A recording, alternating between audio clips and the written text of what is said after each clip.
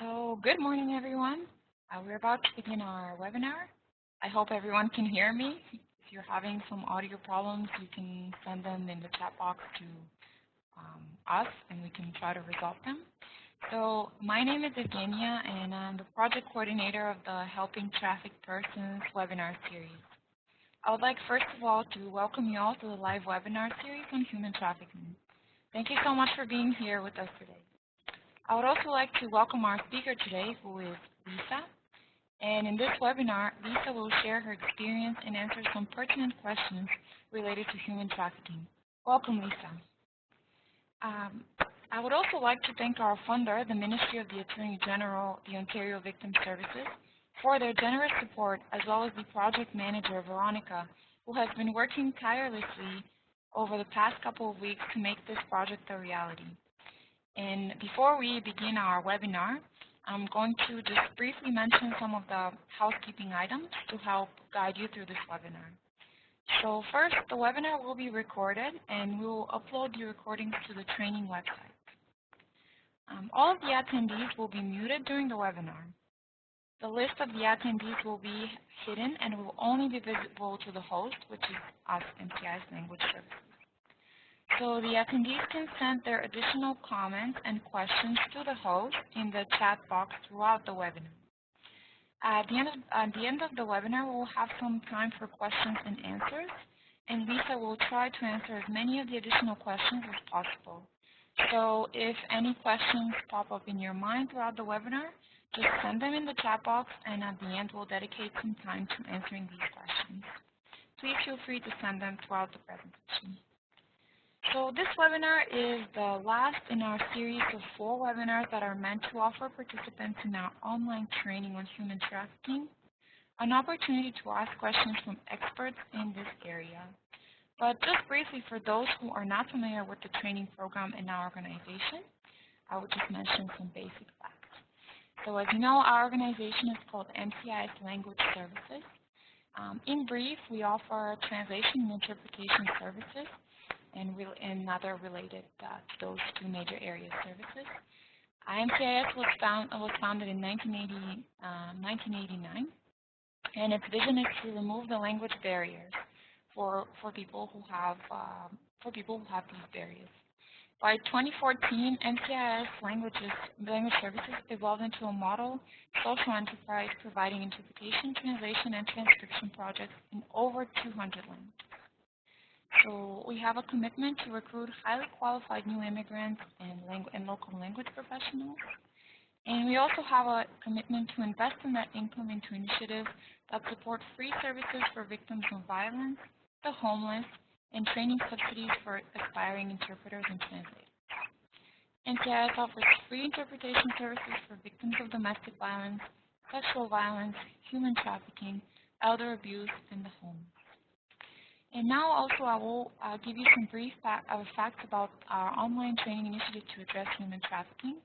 This is a 100% free online training program, which includes resources, tools, and tips to assist service providers who are working with survivors of human trafficking. It's available both in English and in French. It has 9 comprehensive online modules, has full video resources with survival testimonies. And if you'd like to access our training, you can always click on the website. The address is below, but you'll also be redirected to this website at the end of our webinar. And now, without further ado, I'll introduce Lisa to you, and she can share her interesting story with us and answer all of our questions. So a few words about Lisa. Lisa is a brave survivor of human trafficking, but she does not let that experience define her. Above all, Lisa is the membership chair of the London Anti-Human Trafficking Committee, where she helps train new members about human trafficking and gives other educational presentations. Because of her personal experience, combined with her education, and combined with her devotion to this topic, she has contributed to the development of various training manuals. You can see the list here in her biography if you're interested. She has also helped MCIS develop our online human initiative to address human trafficking as well. And a little bit about Lisa's personal life. She's a single mother of 3 kids and 2 grandchildren. She is involved in multiple areas in the community, both locally and nationally. And in her spare time, she actively volunteers her passion and skills at multiple places. Her focus is in the area of poverty-related issues. So thank you very much, Lisa, for being with us today. And I'm going to give the floor over to you. Thank you. Lisa? Hello. Hi, Lisa. Welcome. Hi. So the floor is yours now. Okay. Well, thanks everybody for attending. I'd like to start off with, I don't know how to move these slides. I'm sorry. If somebody at MCIS can, yeah, I'm trying to change no problem. It's just, do you see the number 4 at the top of your screen, and there's 2 little arrowheads? Yeah. So if you click, yeah, there you are. Hey, we there have I it. am. Perfect. Okay. Technical glitch, which I'm used to. Anyways, when I start off, I'd like to put some a little bit of context. That was me at my last incarceration photo, which was released from Correctional Services to me. And I use it all the time in my presentations because a lot of people had pretty judgmental thoughts. If you look at the picture of then and now, it's stark in its contrast.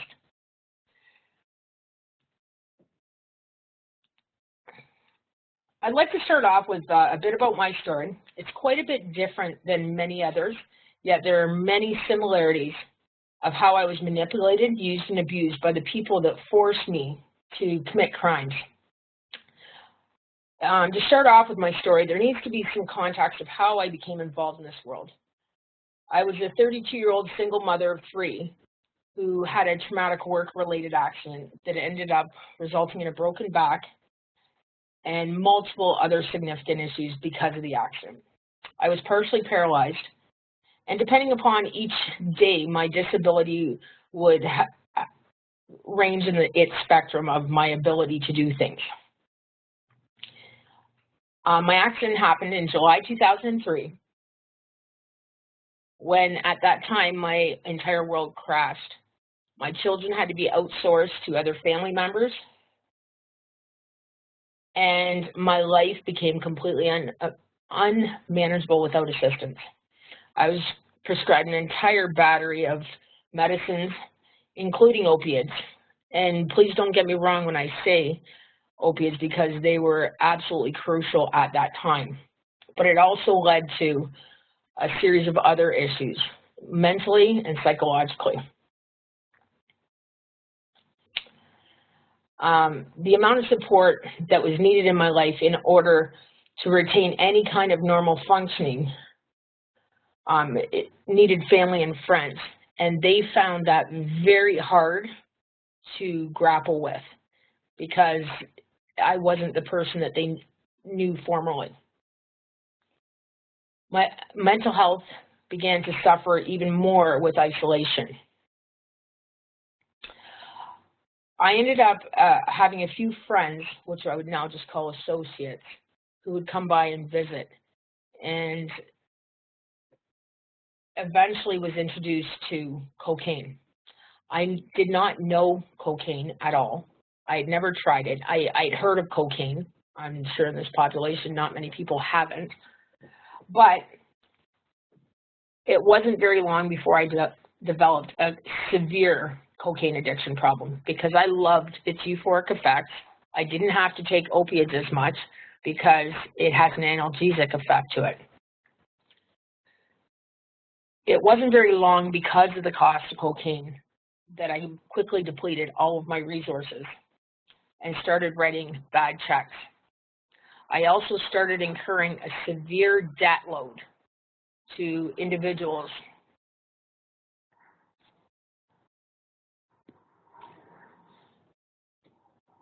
Let me start this section by reinforcing the idea that organized crime is not singular, and I mean that the individuals that had organized crime work together.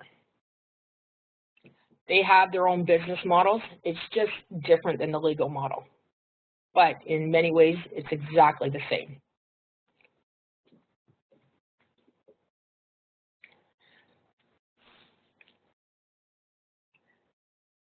It wasn't not very long before I owed a lot of criminal organizations a lot of money. I was then forced through extreme violence to start committing crimes such as fraud via running IDs and opening fraudulent accounts, manipulating the bank systems by opening up bank loans, and doing different credit scams with IDs, such as getting furniture, cars, business loans, etc.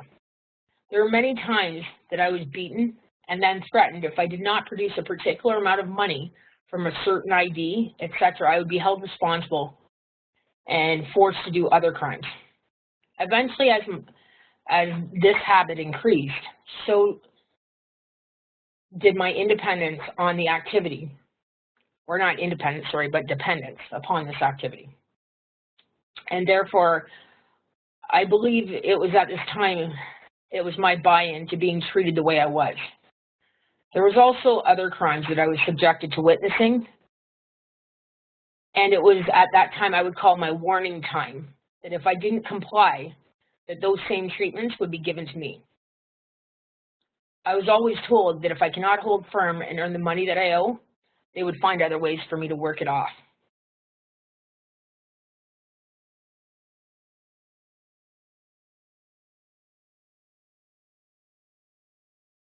Of ignorant. And then immediately afterwards, I'd be handed my drug of choice, which by this time was now crack, and told to get my sorry ass to work. I remember a time that my computer crashed, and I was unable to fill out bank loans because I needed the computer. I was accused that I'd done this on purpose, and if I didn't somehow get their money within the exact same time frame that was allotted, the beating would be triple.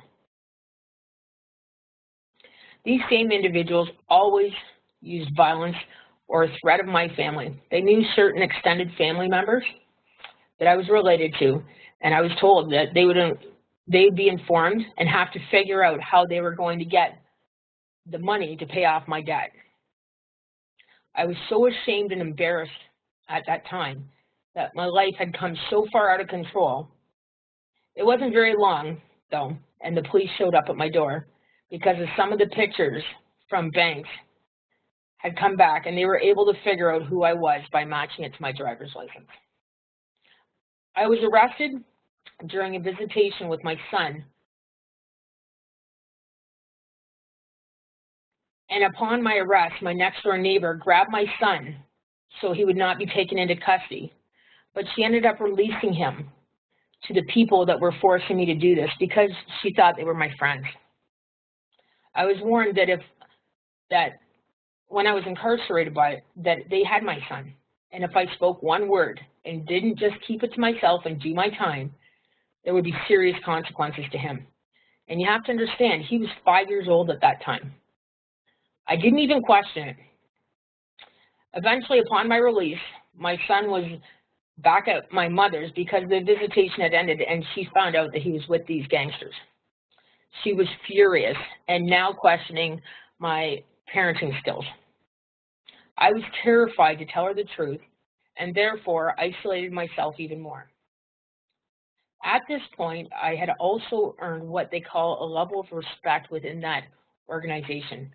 I never told the people whatsoever that the scam that was going on and the people that were involved. And I was now classified as solid and trustworthy. In a twisted way, I almost felt proud that I had somehow gone up in the ranks of the world. Well, that world. But with that also came the expectation that I would do more crimes and wouldn't question it. Also came the responsibility of being a better addict than I was. This cycle continued for almost approximately 2 years with multiple arrests, and the abuse and beatings became much more intense and severe.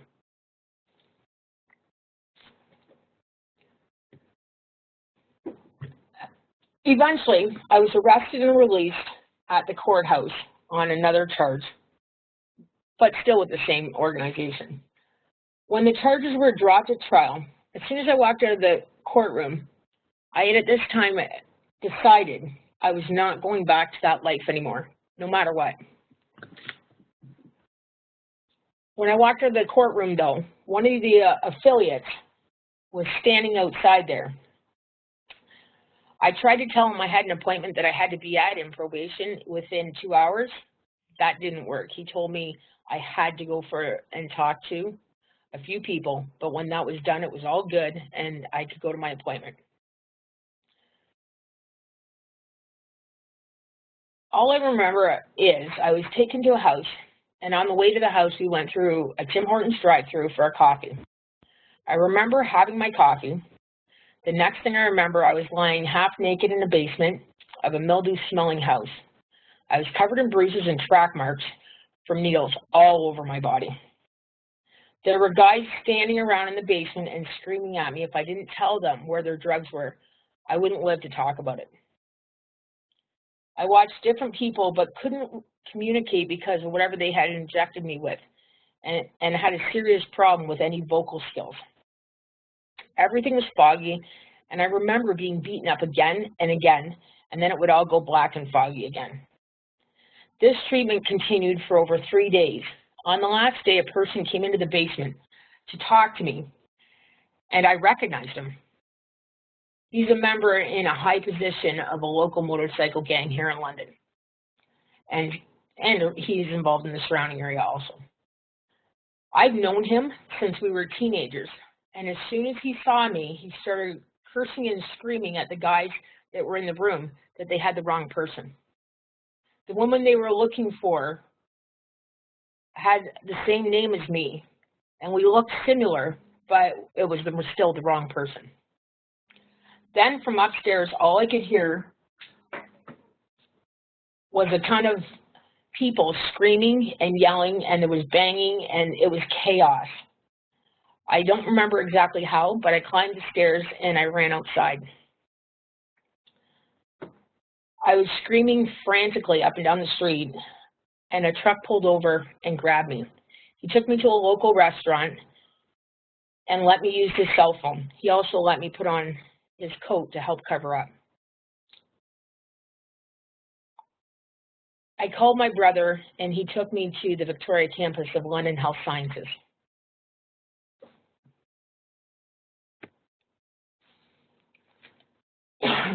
In the emergency room, they admitted me, and when I tried to tell somebody what was happening, a lot of my speech still wouldn't work properly, and I was in deep shock and terrified to talk because nothing I was saying made any sense. Even to myself, it didn't make sense. Slowly, they ended up putting me into a psychiatric room, and I related my story again.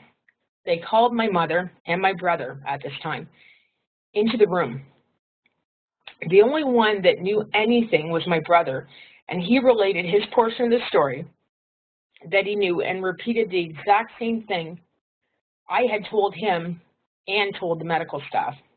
Eventually, the police showed up, and I was terrified to say anything.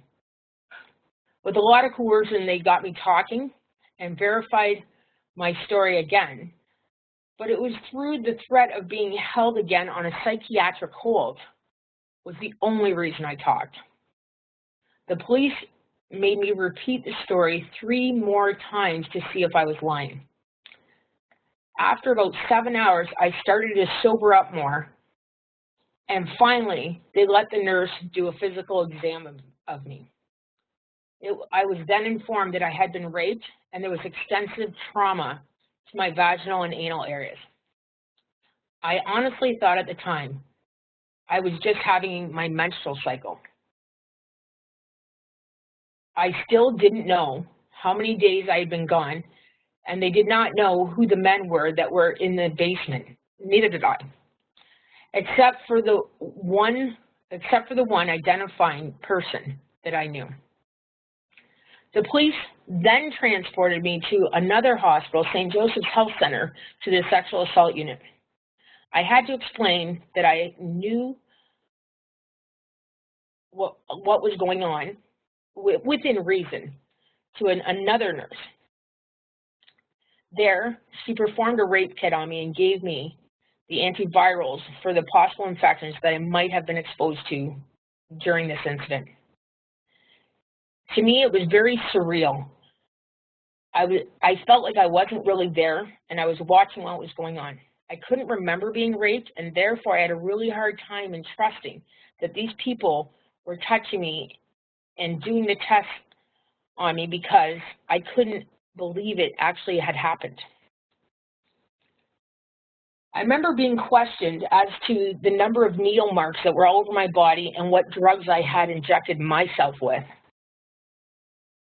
I continued to try and make people understand that I hadn't taken anything on my own, but the looks of disgust and judgment were blatant and obvious.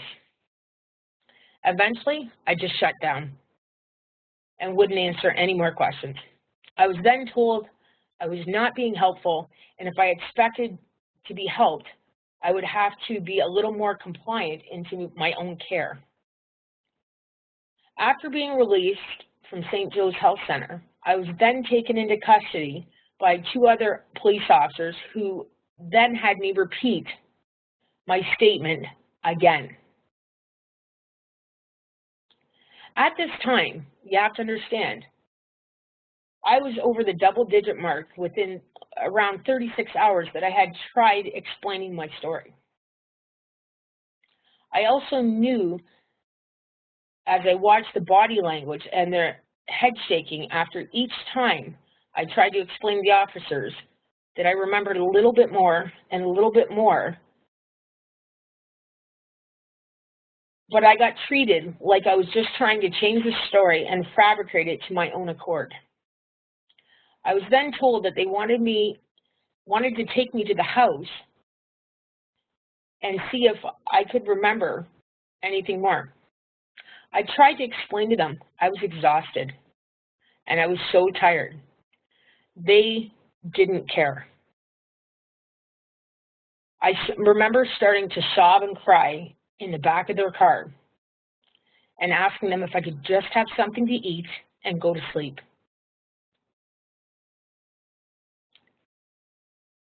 And everyone needs to remember, I hadn't eaten anything since I left the courthouse, or at least that I can remember eating. I could see that the police officers were frustrated, but unfortunately, they were also too busy in their own procedures to even realize that a human being is sitting there for the amount of time and what I had gone through. They tried to tell me that I had to take them to the house, and I told them I just couldn't do it. I was told they needed pictures of my body for evidence of what the perpetrators had done, to which I also said I couldn't do it right now. It was at that time, through their frustration, that they also said, then we'll have to let you go. In that moment, I felt abandoned. I was terrified and begged them that I would do anything they wanted to, just don't let me be allowed, like just released into society. I had nowhere to go, and I was terrified. They set up the idea that they would drop me off at a local women's shelter, a domestic violence shelter. But they warned me that I would have to make up an alternative story, and they would help me with that and reaffirm that story. So because the domestic violence shelter would be scared and I would be kicked out because of the level of violence that was going on. And I would put all the other women in danger.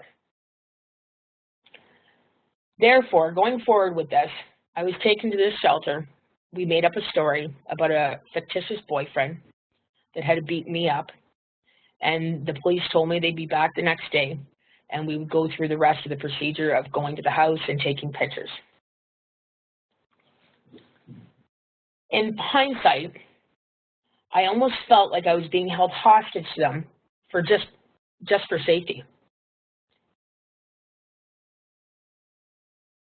I understand that we all come at this from different angles, and law enforcement is about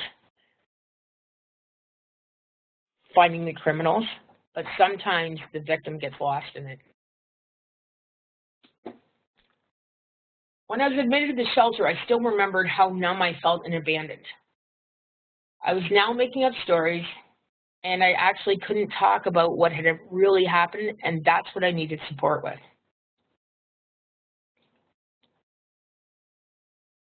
To this day, I still find that I think about the judgments from the other women in the shelter. A domestic violence shelter is not a place for a woman from human trafficking. The other women looked at me like I was deserving of what happened to me because I had track marks on me. I looked like a junkie. And there seems to be a hierarchy in that system. I'm not saying that the workers were anything to do with this. This is with the women that were also involved themselves. The police came the next day, and they started taking me to the police station. And the one thing that I will give so much memory to is the police woman that was taking my photos. She was quiet and calm, and she didn't look at me with disdain. She looked at me with empathy. She asked me small questions, and I felt safe. She wasn't judgmental. There was no blame.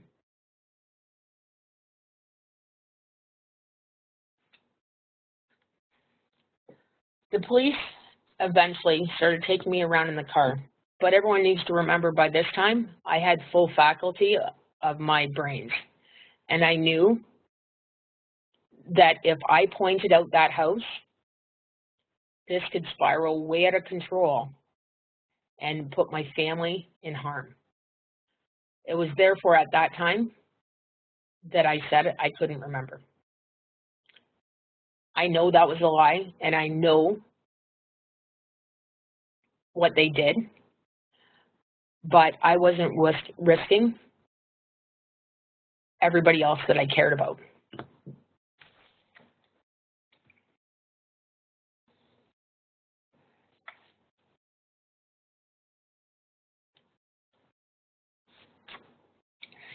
In the system, there seems to be a problem with people that won't fully comply. The police dropped me back off at the women's shelter that day and said they'd be in touch with me if they found out anything.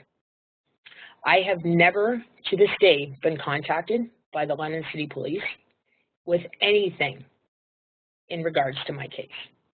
The only phone call I received was from Victim Services, and it was very quick and brief, but that was it. Eventually, through court-mandated services, I finally told somebody my story. I only stayed in the women's shelter for about a week before I was able to squat with another friend that was actually safe. But the worker that I confided in, she asked me only one time if I wanted help with following and pursuing charges against these people, to which I replied no. She never again pressured me, and she worked towards the things that I needed. I just wanted my life back, and I wanted to rebuild it safely.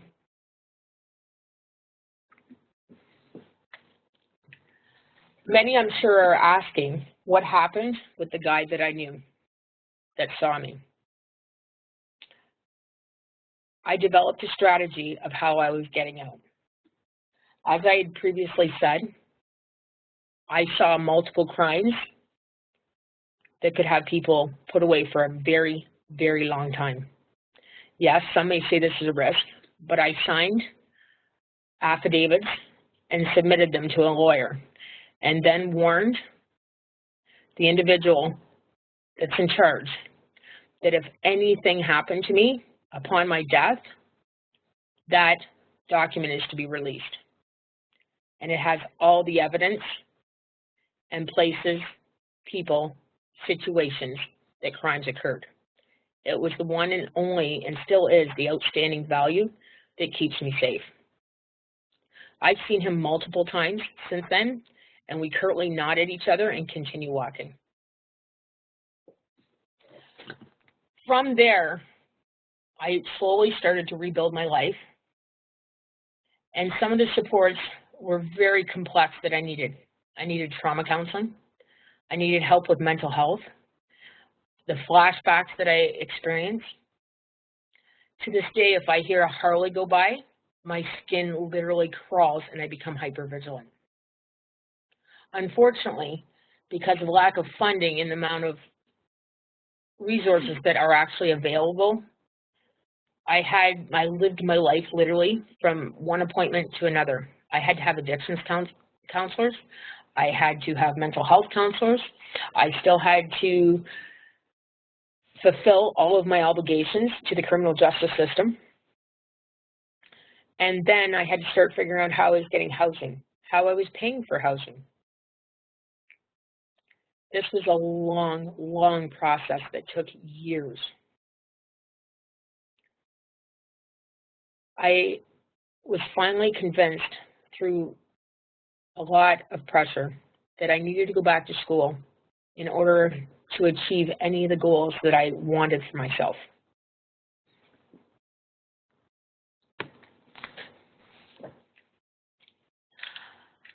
I started off back at a high school level and went through a pilot project that was run out of the University of Western Ontario called the Bridges Project. It was for women who had experienced violence to give them a safe environment with counseling and life skills development that I achieved my high school diploma.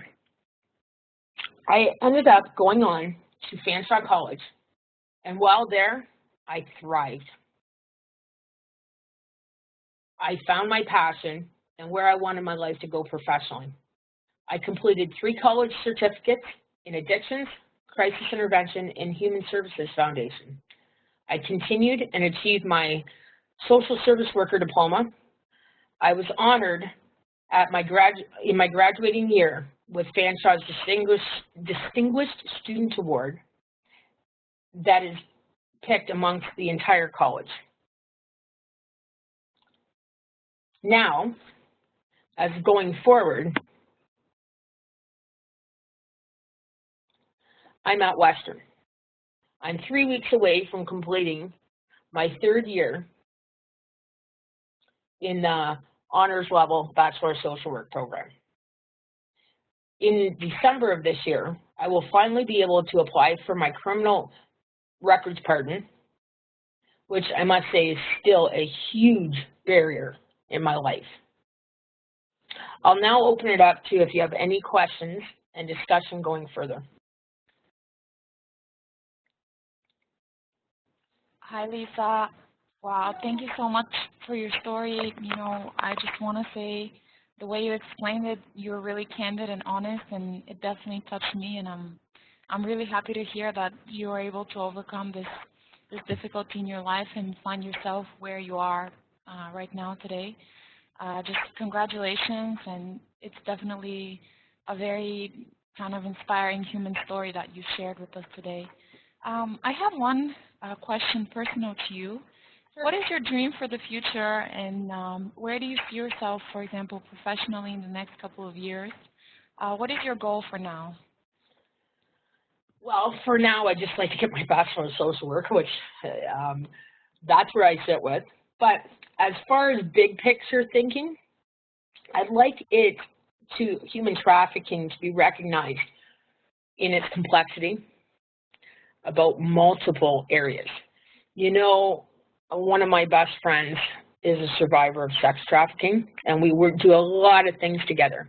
And the public is really, really vigilant about sex trafficking, but because it's not as visible and the stigma that comes behind other types of trafficking, there seems to be a lack of education and focus towards trafficking in its other areas.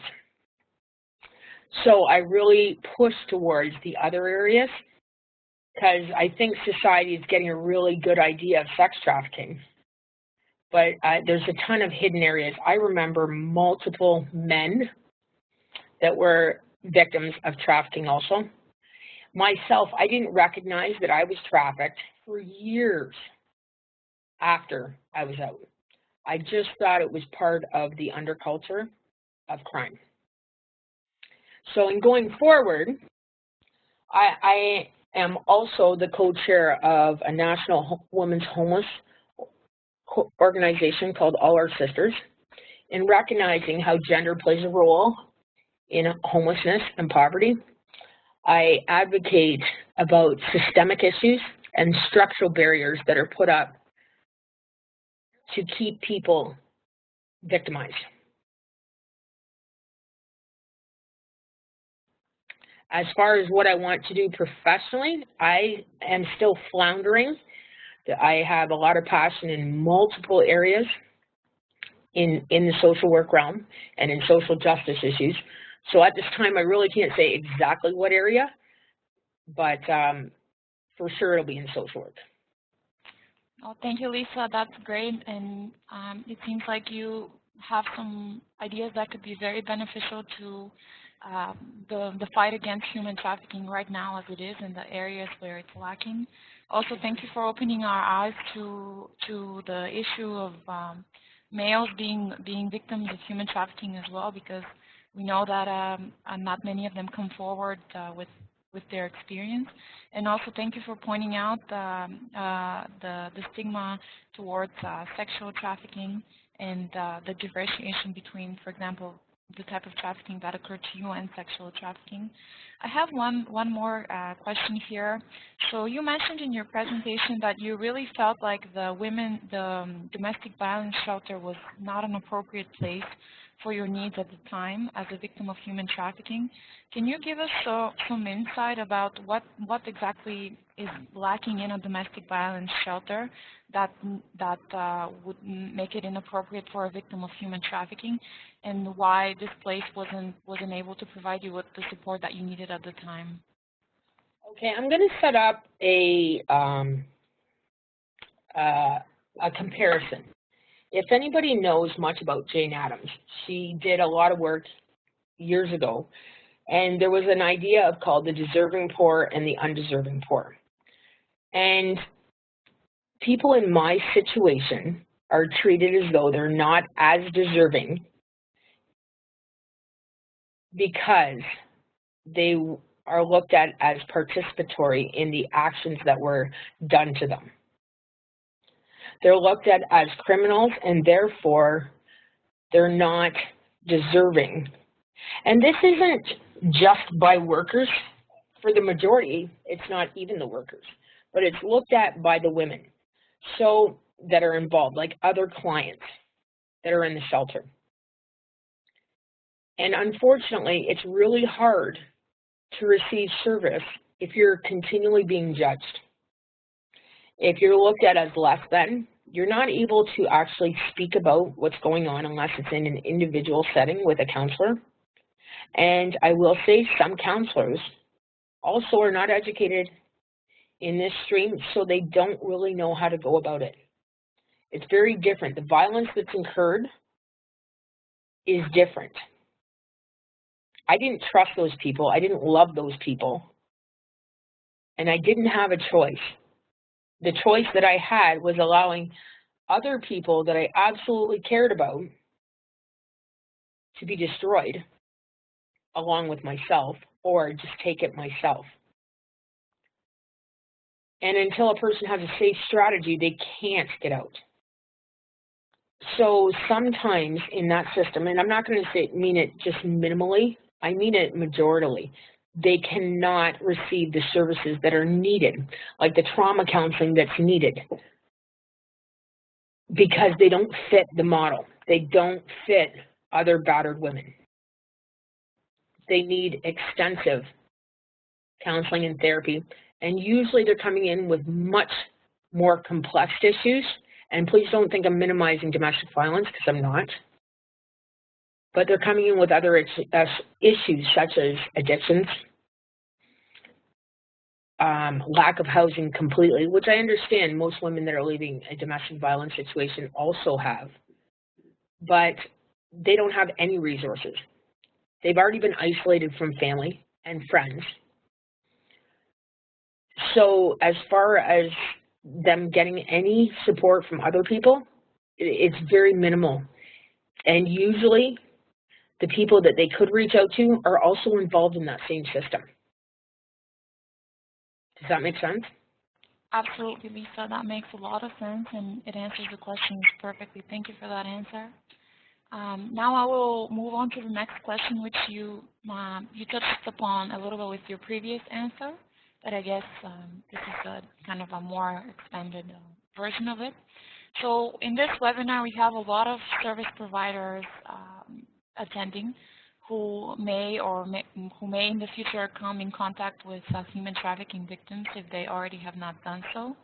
And obviously, in your experience, in different stages of your release from the human trafficking, so to say, you came in contact with a lot of different service providers as well. Example, in the hospital, the police, the counselors, so on.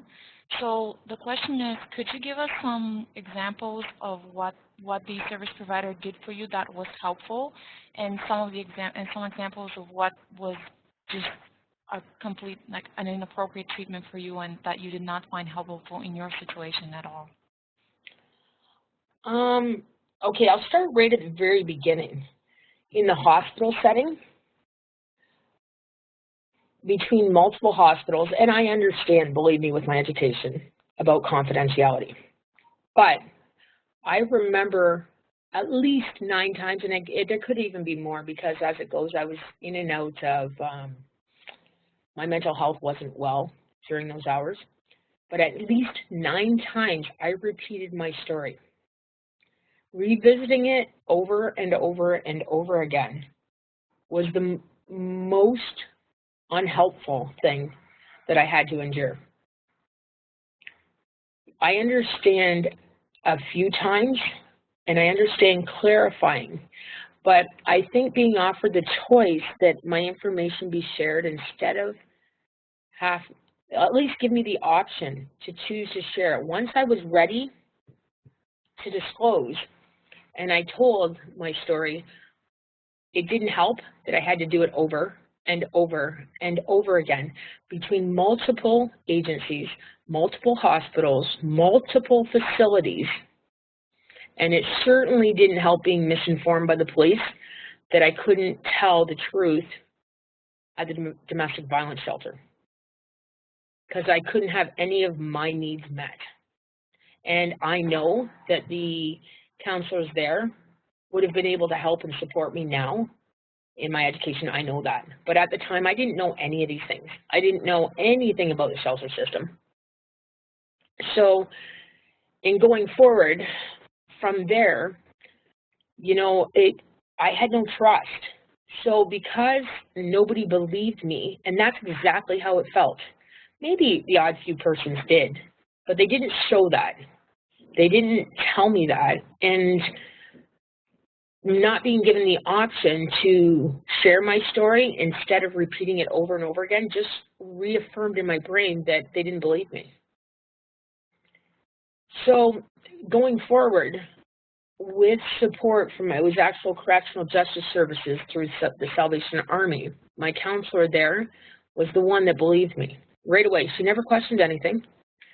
She asked me what I would like to do, how I'd like to go forward with this. And she helped me do that. She helped me follow through. She helped me. We talked about the barriers such as my addictions issues, such as the trauma, and I was able to start getting referrals to other places. I wasn't available to do the group environment, let's say, in addiction services, but I had a one-on-one counselor, and we made sure that the mold fitted to me, not to what was the usual standard and norm.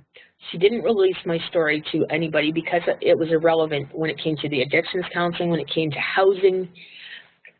And she helped me find, through her knowledge, the Bridges program, which got me back into school with a psychologist on hand a teacher, and we talked about my story on intake, and I disclosed that I didn't want other participants to know about it because I had been judged by other women in the shelter system, and I didn't want that to happen. So going forward, I guess my answer would be giving the options to share instead of having to continually repeat the cycle, and having the mold fit me, not me fit their mold, was the most crucial point in the immediacy of my care. Thank you so much, Lisa. This was a very great answer. Actually, you inadvertently kind of did a segue into our next participant question. So I'm just going to read the question as I received it. The question is, what service providers can do better to serve people who have been through similar experience? Lisa, you mentioned disdain and judgment. What can be done about that? Meaning, what can be done to reduce the amount of disdain and judgment that service provider exercise upon victims of human trafficking? Well, as a professional myself now, I believe that I go at things from an anti-oppressive lens. And in anti-oppressive practice, the one major purpose in it is being non-oppressive. Looking at yourself, why is it you feel those judgments? Where are they coming from? Is it coming from something you've been educated about? Or is it coming from the media? And going there, you have to dig deep as a professional to figure out how you look at people and why. Is it rational? Is it irrational? And once you start digging deep and reflecting upon your own behavior, you'll be able to start understanding how it is you're looked at by the person you're serving. Because the minute you start with that judgment, and I believe the minute you start pushing them to your agenda and not theirs, you've lost them. In my situation, I saw multiple things. I remember in addictions counseling, there was multiple lenses that people came at me with. There was the abstinence model, there was the harm reduction model, and it was actually through the harm reduction model that I found abstinence. It was the non-judgmental that will support you. It doesn't matter if you relapse, we just want you to be safe. And in understanding that individuals from human trafficking situations have a very high return rate. It's a good statement saying the devil you know compared to the one that you don't. And this new world is scary. When you don't know where you're going, what you're doing, you have no money, no housing, less than, like you have no personal supports other than professionals. Social is a huge part of living life. So when professionals are thinking about how to help, they need to actually have the person with the lived experience guiding the ship. They need to go there and advocate for what that person wants, not what the agency mandates. Is that fair? Absolutely, Lisa. Thank you so much. You have two more questions. Sure. Again, in your previous answer, you kind of touched on the question that I'm about to read right now, but I will just read it to you. So this is coming directly from one of our participants. Thank you for having the courage to share your story of forced criminal activities. Could you speak a little bit more about what you see the housing needs for trafficked persons are? I am part of a grassroots organization, You Are Home, and our vision is to establish multi-levels of accommodation in York region for trafficked persons. So the question is, could you speak a little more about what you see the housing needs of trafficked persons are? I believe that they can be very wide and diverse, honestly. In immediacy, knowing the complexity of issues that individuals have or could have experienced, unfortunately, a lot of systems, because of funding problems, need a quick in and out of the individuals. Like they need to rehouse them, especially with housing first models. But for a trafficked individual, the first thing they need to do is feel safe. Then they need to be able to deal with all the other complex traumas that they've experienced. They need to start establishing a plan towards what their next steps look like. So in a housing shelter system, I see one of the huge barriers being time and resources. Because in order to process what has happened, that individual needs a lot of therapy and counseling. Then they can start looking at what they want their future. You can't do one before the other. And it's kind of oppositional to the housing first model, because housing isn't looked at necessarily as the safest option for the immediate minutes right after this crisis. Eventually, yes. And as the participant feels, some may feel that they're being held in another prison called the shelter. So that's what I mean by diversity. It can go from one far end of the spectrum to the very other far end. And they might want housing, then counseling. But it's having the option, and it's the service provider hearing what that person really feels in the moment and adjusting accordingly.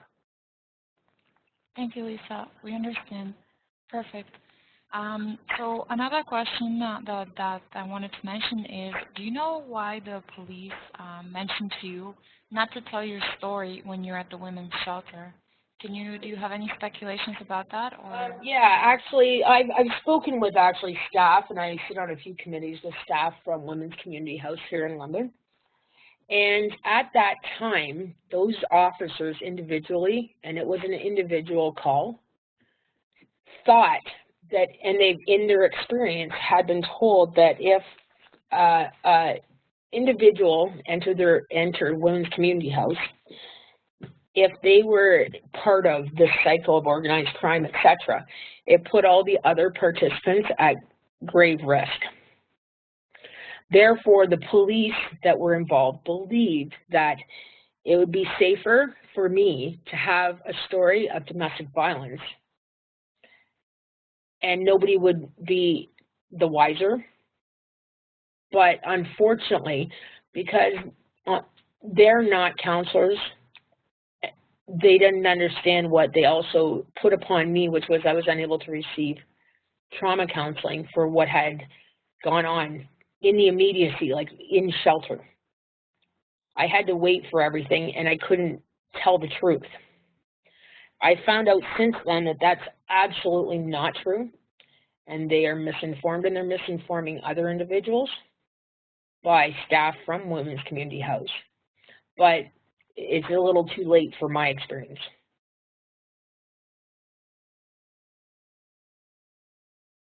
Thank you so much, Lisa, for this answer. There are still questions coming in, but I apologize that we must stop here because it's time to wrap up the webinar. So if you'd like to connect later on, you can send us the questions and we can forward them to Lisa if she's available to answer. Again, Lisa, thank you so much for being with us this morning and for sharing your story. You have definitely inspired me, and I'm sure many of our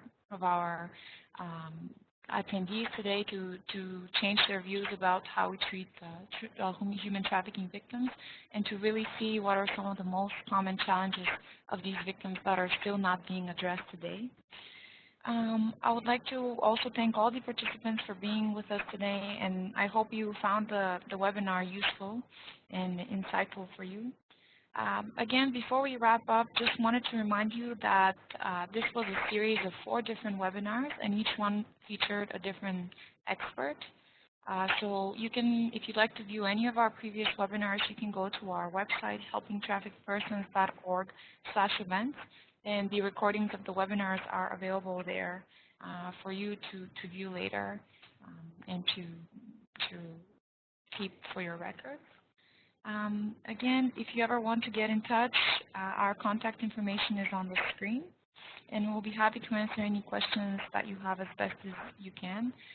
Veronica Costia is the project manager of the online human trafficking training. Her email is in contact information is in front of you.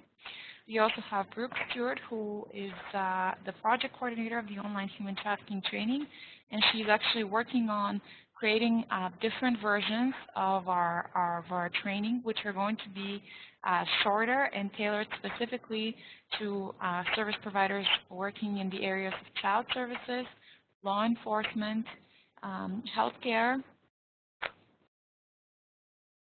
and legal professionals. And I'm Evgenia. I'm the project coordinator for this webinar series.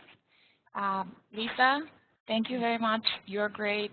You have really inspired us today. That's all for now, and thank you all. Have a great day. Thanks. Thanks, Lisa.